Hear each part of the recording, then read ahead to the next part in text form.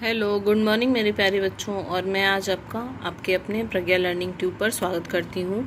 आज मैं आपको हिंदी के ग्रामर के पोर्शन के बारे में, छंद के बारे में बताने जा रही हूँ। छंद किसे कहते हैं?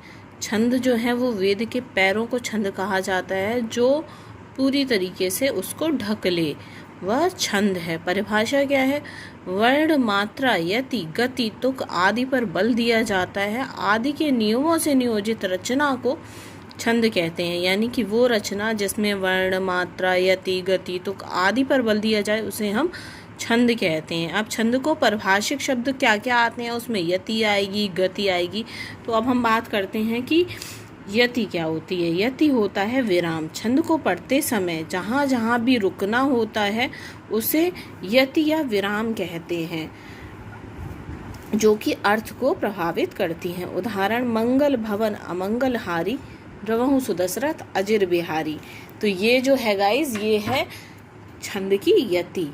ऐसे ही दूसरा है, ढोल गवार शूद्र पशु नारी सकल ताड़ना के अधिकारी। ये भी क्या है? ये भी है यति। यति से क्या होता है? लय बनती है और उससे अर्थ निर्धारण होता है। जैसे कि रोको मत जाने दो, ये एक वाक्य है। अब पहला है रोको, यहाँ पे यति लगी है, रोको मत जाने दो, यानी कि उसे रोक लो, ना जाने दो। दूसरा है रोको मत, यानी कि मत रोको, चले जाने दो, उसको जाने दो। तो यानी कि यति लगाने से एक जो वाक्य है उसके अर्थ बदल जाते हैं। तो ये होता है यति। अब आया कि गति क्या होती है, यानी कि लय। प्रत्येक छंद को पढ़ने का अलग अलग तरीका होता है, इसे गति या लय कहते हैं। तुक क्या होती है? साम्य या समानता। सुनने में एक जैसा लगना, बोलने में एक जैसा लगे। जब किसी भी काव्य में दो शब्द बोलने या सुनने में एक जैसे लगते हैं तो उन्हें तुक कहते हैं। तुक क्या है?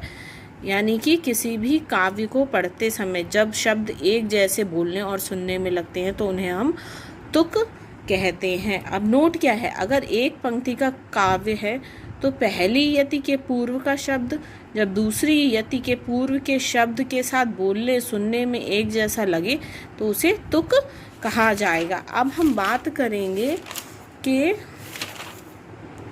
मात्रिक छंद, जो छंद हैं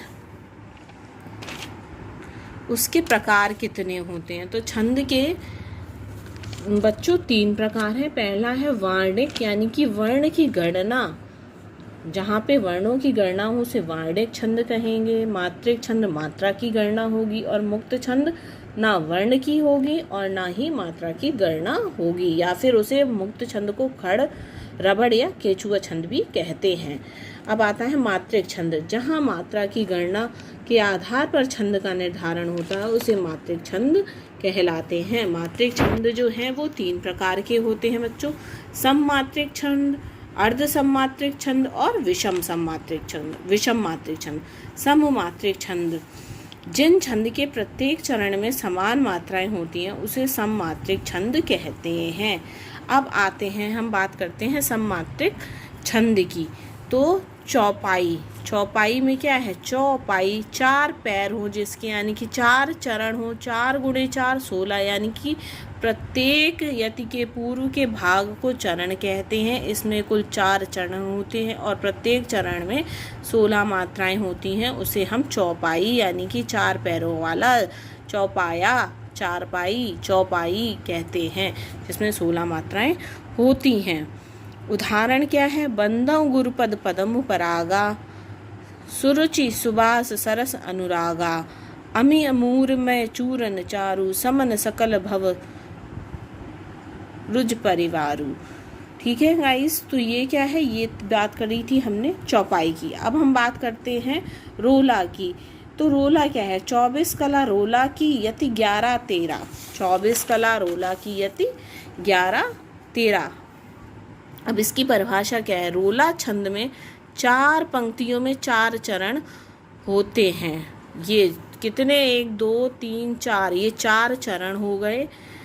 रोला छंद के प्रत्येक चरण में 24 मात्राएं होती हैं। 11 13 11 13 11 13 24 11 13 24, ऐसे करके 24 मात्राएं होंगी तथा 11 13 पर यति होती है।